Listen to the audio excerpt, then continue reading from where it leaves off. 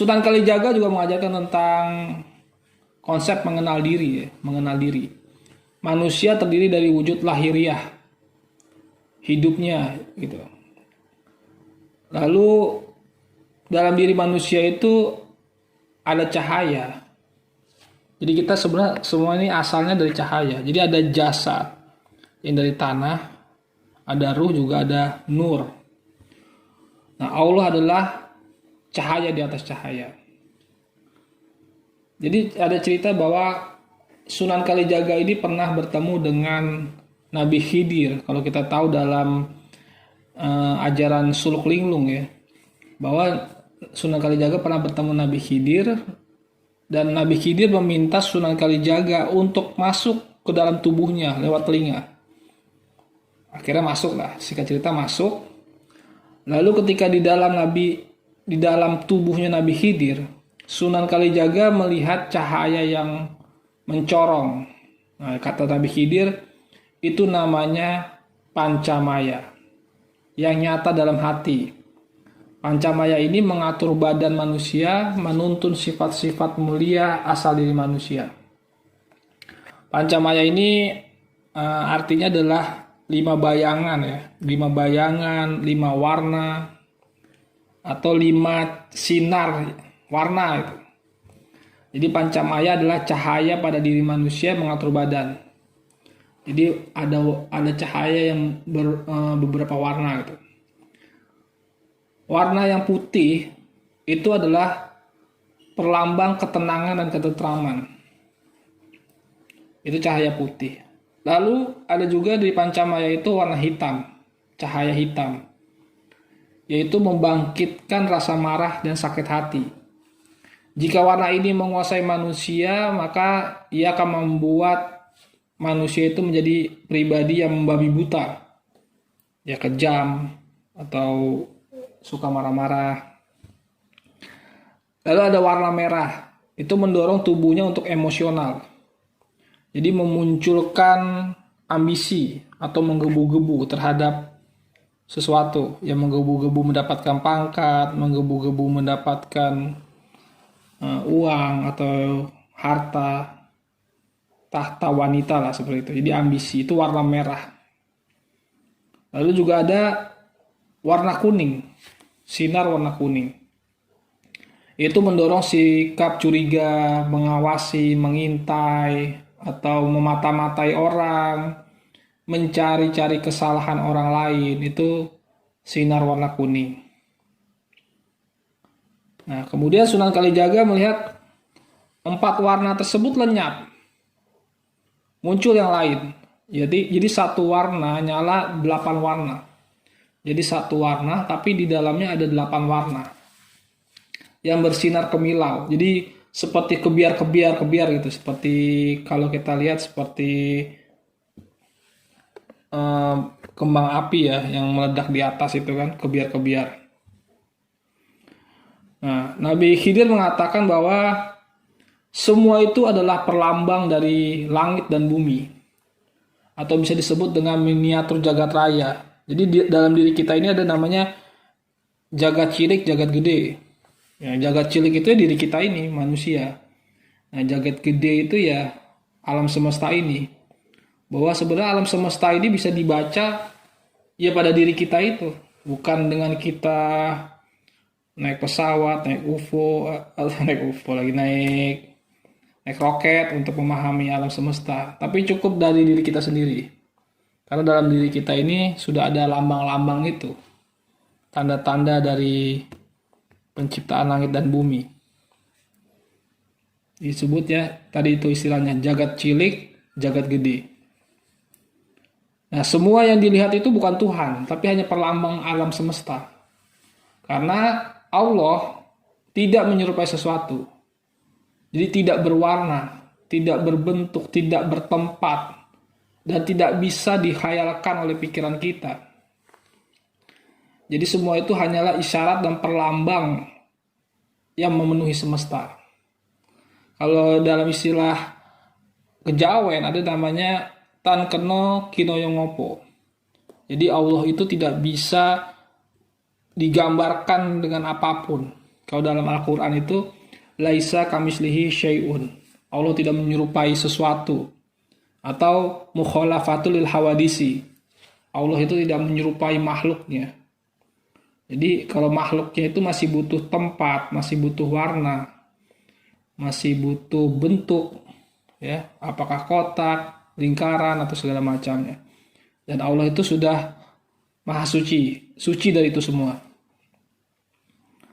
Itu dari inti dari ajaran suluk linglung, mengenal diri. Barang siapa yang mengenal dirinya, maka akan mengenal Tuhannya. Man arafa nafsahu faqad arafa rabbahu. Barang siapa yang mengenal dirinya akan mengenal Tuhannya.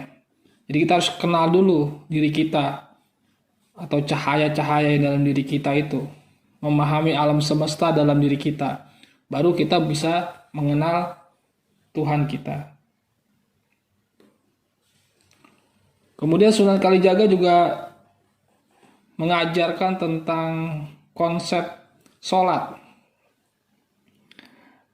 Nah, kita harus tahu hakikat sholat dari Sunan Kalijaga. Sunan Kalijaga bilang sholat itu harus tahu yang disembah. Sholat yang sebenarnya bukan yang mengajarkan sholat isya atau maghrib. Itu namanya sembahyang. Nah, jadi disebut sholat itu hanyalah hiasan dari sholat daim. Jadi hanyalah tata krama. Jadi sholat kita yang selama ini 5 waktu itu adalah tata krama atau hiasan dari sholat daim. Nah, manakah yang disebut sholat sesungguhnya? Yaitu janganlah menyembah bila tidak tahu yang disembah. Akibatnya akan direndahkan martabat hidupmu. Apabila engkau tidak mengetahui siapa yang disembah di dunia ini, engkau seperti menyumpit burung. Pelurunya disebar tapi tidak satu pun yang kena. Akhirnya cuma menyembah Adam Sarpin. Adam Sarpin itu sesuatu yang tidak ada. Jadi penyembahan yang tidak berguna. Kita menyembah siapa? Nah, kebaktian yang unggul itu tidak mengenal waktu. Semua tingkah lakunya itulah sembahyang. Diam, bicara, dan semua gerak-gerik badannya merupakan sembahyang. Hingga wudhu, tinja, dan kencingnya pun jadi sembahyang. Itulah yang disebut niat yang sejati. Pujian yang tidak putus-putus. Atau yang disebut dengan sholat daim. Atau sholat yang terus-menerus. Jadi kan kita tahu nih, banyak orang yang sudah sholat 5 waktu, tapi masih berbuat maksiat, masih memperturutkan hawa nafsu, masih korupsi, segala macamnya, masih menzolimi orang. Itu karena sholatnya hanya hiasan. Jadi dia tidak sholat yang unggul itu tadi, yaitu sholat daim. Jadi sholat daim ini adalah senantiasa memiliki kesadaran. Kalau kata orang Jawa tuh eling. Jadi senantiasa sadar bahwa dirinya ini menyembah Allah, sehingga dia menjauh dari kemaksiatan. Selalu, walaupun dia bercakap-cakap dengan orang, ia dalam tetap kondisi sholat, khusyuk, dalam kondisi sadar. Dia dalam kondisi bekerja, tapi batinnya itu masih sholat. Nah, itu disebut dengan sholat daim. Nah, dikatakan juga maksud dari syariat dapat juga sebagai tata cara. Hasilnya menyegarkan badan agar lebih kuat. Orang yang segar badannya, otot, tulang, kulit, sumsumnya mempengaruhi darah dan menyebabkan hati menjadi tenang. Dan tenangnya hati itu membuat hilangnya kekusutan hati. Jadi syariat itu tetap penting.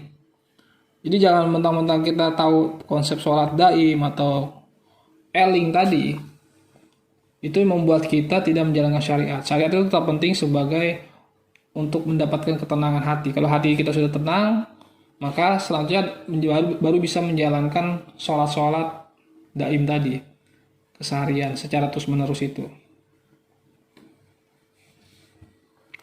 Sunan Kalijaga dalam Suluk Linglungnya itu juga membahas tentang ibadah haji.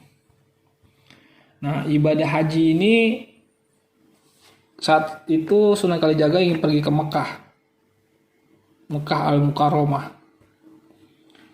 Nah, di tengah perjalanan beliau dihadang oleh Nabi Khidir.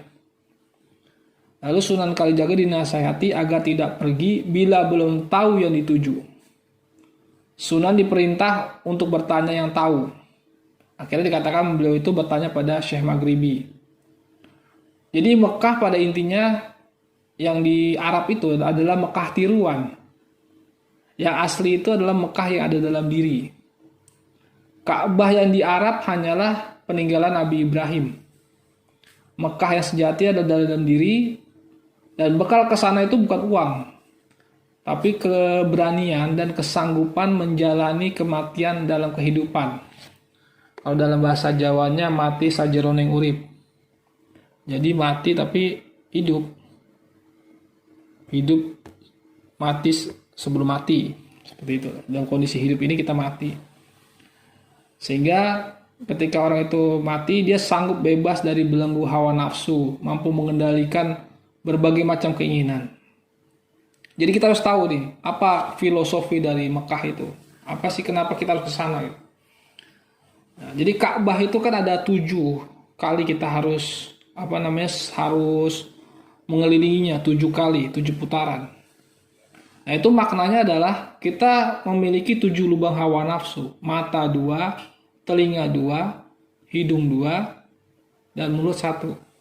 Itu udah 7. Itu harus kita tutup, harus kita jaga dari memperturutkan hawa nafsu. Jadi kita bisa mengendalikan hawa nafsu dari 7 lubang hawa nafsu ini. Nah, kalau kita bisa menutup 7 lubang hawa nafsu, maka kita akan bertemu dengan Ka'bah atau Baitullah dalam diri kita. Apa itu? Yang disebut dengan hati atau kolbu. Kolbu itu adalah disebut dengan Ka'bahtullah itu. Dan kita ada juga istilah sa'i atau lari-lari kecil ya. Lari-lari kecil ini maknanya adalah kita itu dalam menjalani hidup itu jangan terburu-buru. Jadi seperti kita berjalan di atas kerikil-kerikil. Jadi kalau kita terlalu ngebut, maka kaki kita akan mudah sakit. Maka kita harus berjalan dengan berlari tapi dengan lari-lari kecil, tidak terburu-buru. Nah, ini kan mirip dengan ajaran Lao Tse kan. Lao Tse itu mengatakan bahwa perjalanan ribuan mil dimulai dari satu langkah. Jadi tidak diajarkan untuk terburu-buru, tapi semua harus dijalankan secara bertahap. Itu kan filosofi dari sa'i. Juga ada lempar jumroh, bahwa kita itu harus menjadikan setan itu sebagai musuh kita yang abadi. Kita memakai baju ihram itu sebagai simbol perlambang kita ini semua akan mati. Kita akan memakai selembar kain, juga simbol kesetaraan sosial. Bahwa dalam baju ihram itu kan tidak ada pangkat, tidak ada parfum, tidak berjahit, tidak ada desainer ya. Semuanya sama. Jadi kedudukan semua makhluk manusia ini semua sama. Yang membedakan hanya iman dan takwanya. Jadi kita harus paham tentang tempat yang kita tuju, hakikatnya dari haji itu. Nah, baru orang mendapatkan gelar haji. Haji itu pakai peci putih. Nah, peci putih itu berarti pikiran kita harus bersih, suci. Jangan kita memiliki sifat berprasangka buruk kepada Allah Subhanahu wa taala. Jadi pikiran kita harus bersih. Harus husnuzon terus, tidak boleh suuzon. Itu hakikat dari haji. Dalam ajaran Sunan Kalijaga juga ada tembang yang terkenal, namanya tembang Lir Ilir. Nah, Lir Ilir ini kalau dulu kita tahu semasa kecil itu sebagai lagu-lagu anak-anak ya, lagu-lagu anak-anak. Tapi sebenarnya ini adalah lagu yang mengandung nilai-nilai ma'rifatullah atau nilai-nilai sufisme yang ada terkandung di dalamnya. Jadi biasalah orang kalau masih kecil itu hanya melihat nadanya, liriknya. Tapi ketika sudah semakin dewasa, sudah mulai pengetahuan, ilmu sudah makin meningkat, bukan lagi melihat lirik atau nada, tapi sudah melihat makna dari lagu tersebut. Nah, di sini saya akan mencoba untuk membedah dari lirik atau bait-bait dari tembang Lir Ilir. Yang pertama, Lir Ilir ini kan sebagai ajakan untuk menyambut kedatangan agama Islam. Jadi kita harus menyambut kedatangan agama Islam pada saat itu, karena masyarakat tanah Jawa ini kan tadinya mayoritas Hindu Buddha. Kemudian banyak yang masuk Islam, lalu ayolah sambut agama baru ini seperti menyambut pengantin baru. Nah, seperti itu. Ada kalimatnya begini, bocah angon, enekno blimbing kui. Bocah angon, ambilkan belimbing itu. Nah, kenapa belimbing yang diambil? Belimbing itu adalah buah, itu ada 5 persegi ya, pinggirnya ada 5. Nah, itu adalah simbol dari rukun Islam yang 5. Juga sholat 5 waktu. Nah, jadi ambilkan belimbing itu. Jadi rukun Islam ini gunanya untuk apa? Simbolnya belimbing. Gunanya untuk apa? Lunyu peneno kanggo basuh dodo tiro. Yaitu gunanya untuk membersihkan baju kehormatan, baju takwa. Jadi raja-raja itu dulu istilahnya pakai dodot, atau selimutnya raja, selimutnya pangeran lah, itu namanya dodotiro. Nah, itu untuk membersihkan itu. Nah, apa makna hakikat dodotiro itu adalah, yaitu baju itu adalah diri kita sendiri, kulit kita ini, jasmani dan rohani kita ini. Jadi ajaran Islam ini untuk membersihkan jasmani dan rohani kita. Agar apa? Agar selamat. Membersihkan.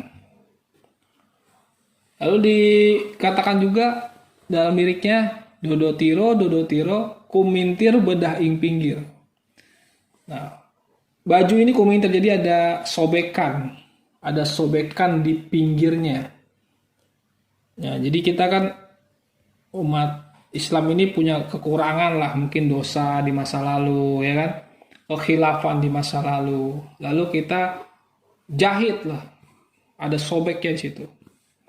Pasti ada, tidak semua orang itu sempurna, pasti ada bedah ing pinggir, jadi ada pinggir-pinggirnya itu yang sobek atau yang cacat lah. Nah, dudomono julumantono kanggo sebo mengkosore. Jahitlah pakaian itu. Nah, jadi kita jahit pakaian tersebut. Jasmani dan rohani kita yang dulunya penuh dengan kemaksiatan, penuh dengan dosa, penuh dengan khilafan, itu kita jahit. Kita memohon ampun kepada Allah untuk menghadap nanti sore. Sebo mengkosore, kanggo sebo mengkosore. Sebo itu kayak bertemu ya, pertemuan. Kalau di bahasa Minang itu sobo, bahasa sobo ya, sama lah. Jadi Jawa itu sama bahasa Padang, Minang itu agak sama. Jadi bertemu nanti sore. Nah, sore ini kalau dalam hakikatnya itu sering dimaknai itu menjelang sakratul maut atau menjelang kematian. Jadi kita kalau menjelang kematian ini harus memiliki jasmani dan rohani yang bersih, jasmani dan rohani yang baik, atau disebut dengan pakaian takwa ya. Jadi jangan sampai jasmani dan rohani kita dalam keadaan kotor, dalam keadaan terkoyak, agar kita bisa menghadapi waktu sore. Sore itu adalah detik-detik menjelang wafat. Nah, seperti itu. Nah, mumpung padang rembulane, mumpung jembar kalangane, yo surao suraiyo. Nah, mumpung padang rembulane itu, rembulan itu kan kalau kita lihat di langit, ya, kalau sore-sore, itu kelihatan sebenarnya, tapi tidak ada cahayanya. Nah, rembulan itu baru ada cahayanya itu ketika malam. Jadi ada pantulan dari sinar matahari. Nah, tadi bulan itu berarti kan tidak ada cahayanya. Nah, diri kita ini juga seperti itu. Sebenarnya kita ini mati dulunya. Cuma karena ada ruh, ada nur, akhirnya kita hidup. Nah, itu mumpung padang rembulan ya, mumpung kita ini seperti rembulan yang masih ada cahayanya gitu ya, masih ada ruhnya di badan kita. Mumpung jembar kalangannya, mumpung masih dikasih waktu luang. Jadi masih nyawa masih di badan, masih bernafas, ya kan? Ya, yo surah, ayo katakan iya, ayo sambutin tadi itu, bersihkan diri kita, jalankan Islam, itu tadi beli minggu itu. Rukun Islam. Jadi itu makna dari lagu dari Lir Ilir yang dulu kita kenal sebagai lagu anak-anak. Lalu Sunan Kalijaga juga menjelaskan tentang konsep saudara empat atau sedulur papat kalimo pancer. Jadi dalam diri manusia ini memiliki saudara lahir. Jadi ketika kita masih dalam janin itu masih dalam perut ibu itu ada saudara-saudara kita. Jadi saudara itu bukan saudara kandung yang ketika kita keluar itu ya kakak kita atau adik kita, tapi kita juga punya saudara sebenarnya.